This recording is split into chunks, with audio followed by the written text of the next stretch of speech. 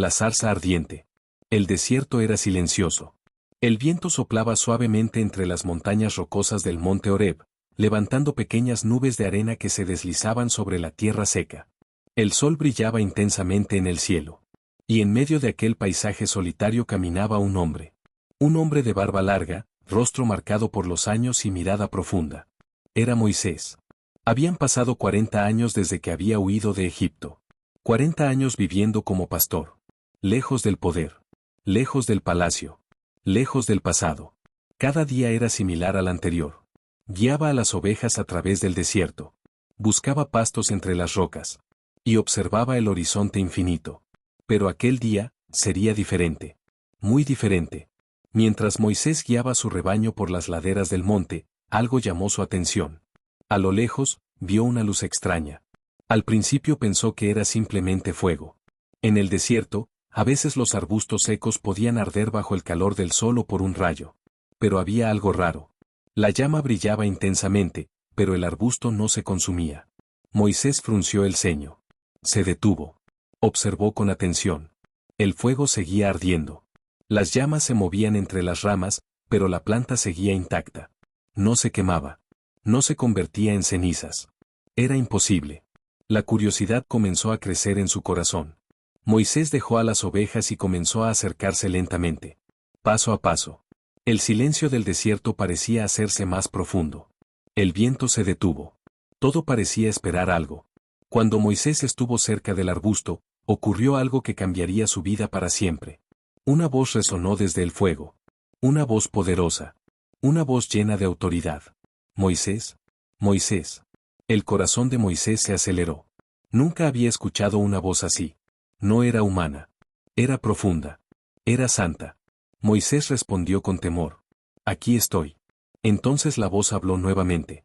No te acerques más. Quítate las sandalias de tus pies, porque el lugar donde estás es tierra santa. Moisés tembló. Inmediatamente se quitó las sandalias. Luego bajó la mirada hacia el suelo. No se atrevía a mirar directamente al fuego. Porque entendió algo. La voz que hablaba desde la zarza. Era Dios. El Dios de sus antepasados. Entonces la voz continuó. Yo soy el Dios de tu padre. El Dios de Abraham. El Dios de Isaac. Y el Dios de Jacob. Al escuchar estas palabras, Moisés cubrió su rostro. El miedo y el asombro llenaron su corazón. Entonces Dios le reveló algo profundo. He visto el sufrimiento de mi pueblo en Egipto. He escuchado su clamor. Conozco su dolor. Los hebreos llevaban generaciones viviendo como esclavos. Trabajaban bajo el sol. Construían ciudades para el faraón. Eran golpeados, oprimidos y obligados a trabajar sin descanso. Pero ahora, Dios había decidido actuar. Y entonces vino la parte más inesperada. Dios dijo: ahora ve, te envío al faraón. Tú sacarás de Egipto a mi pueblo, los hijos de Israel. Moisés levantó lentamente la mirada. Su corazón se llenó de temor. ¿Él? ¿El hombre que había huido? ¿El pastor del desierto? Moisés respondió con humildad. ¿Quién soy yo para ir al faraón y sacar de Egipto a los hijos de Israel? Pero Dios respondió con calma. Yo estaré contigo. Aún así, Moisés dudaba. Sabía que el faraón era poderoso. Sabía que el pueblo quizás no le creería. Entonces preguntó. Si el pueblo me pregunta quién me envió, ¿qué debo decir? La voz desde la zarza respondió con palabras que quedarían grabadas para siempre en la historia. Yo soy el que soy. Diles, yo soy me envió a ustedes. El viento comenzó a moverse nuevamente alrededor del monte. El fuego seguía ardiendo. Pero la zarza permanecía intacta. Dios le explicó entonces su plan. Moisés debía regresar a Egipto. Debía enfrentarse al faraón.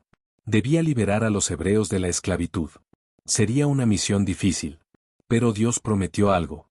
Su poder estaría con él. Finalmente, el silencio regresó al monte Horeb. El fuego comenzó a desvanecerse lentamente. Moisés permaneció de pie, sin moverse. Sabía que su vida acababa de cambiar otra vez.